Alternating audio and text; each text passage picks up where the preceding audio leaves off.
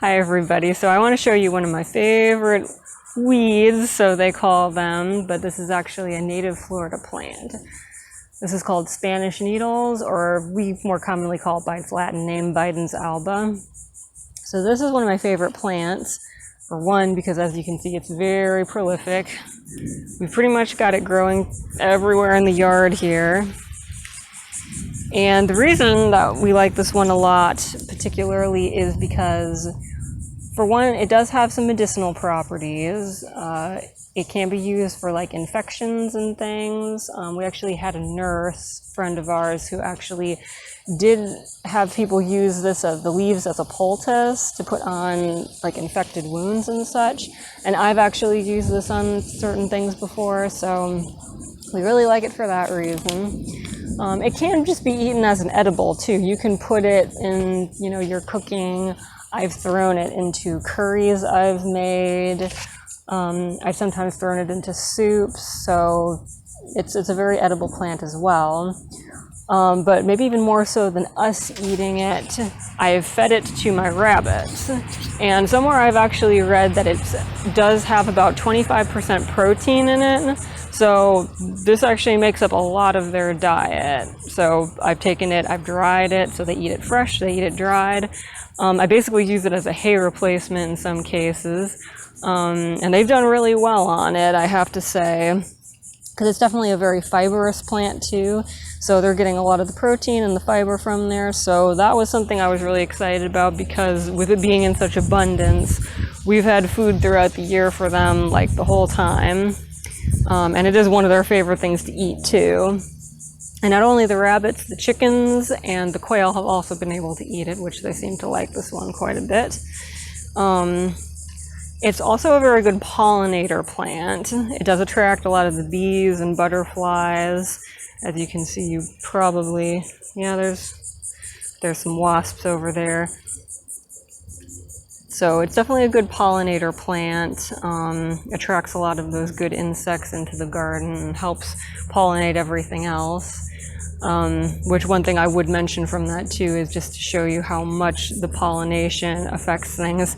Because I've been picking so much of it for the rabbits, I realized that we probably hadn't been getting as much of a flower bloom earlier in the season, and I think that did affect some of our vegetable and squash harvest and growth earlier in the year, because I had taken a lot of the plants before they had flowered. So I think we actually had less of the pollinators in because of that. So I would watch with the harvest of it in that case, because definitely that does, I do think, affect your garden's overall harvest. But that just proves just how powerful of a pollination plant it is, and as a native.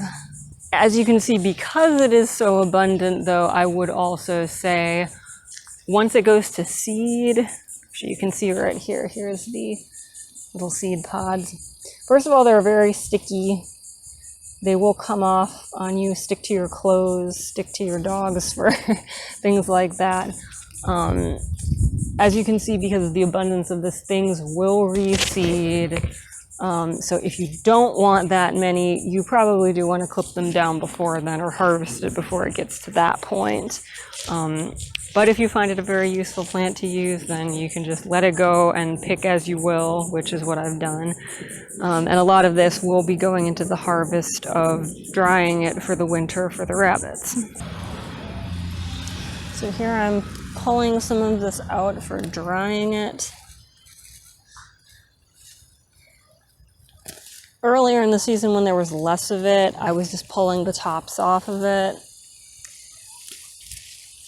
and leaving the root, which it easily grows back from that. But if you don't want it to grow back in the spot, then you probably will want to rip it up at the root.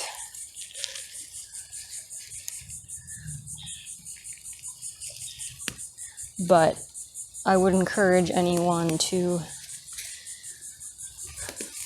leave it where it is, especially if you want to bring in those pollinators, because I do think that is important. We think in general we've seen less bees and some of those things that are necessary to produce the fruit on vegetables with some of our garden plants.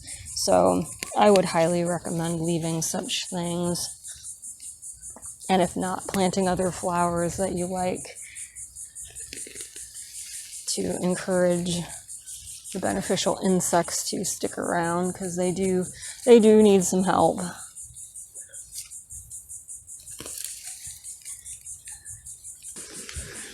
And from there, yeah, I usually, when I go to dry it, I usually clip off the roots and stuff, because that's not a part that the rabbits eat. But otherwise, yeah, they really enjoy eating this. Actually, if we want, we can go give some to the chickens right now. Alright, guys. There we go. I thought so.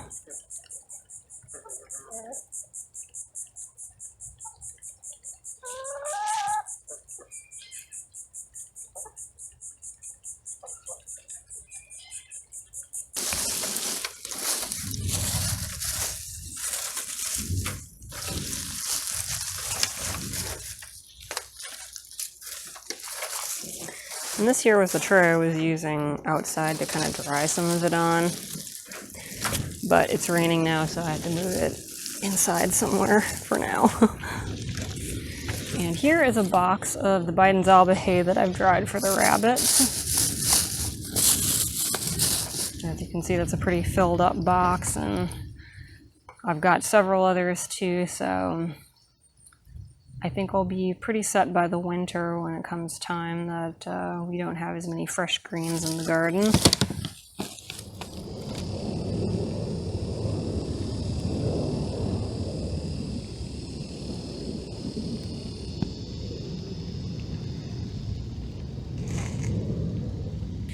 So that's a rundown of why this is one of my favorite plants.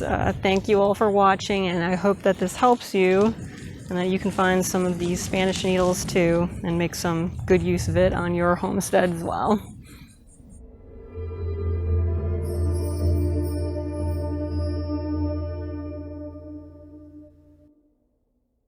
Don't you want some? You were looking for something better. What about you? You want some? You want some, buddy? You want some? Yeah? No? Wow, girls, not wanting your vegetables today?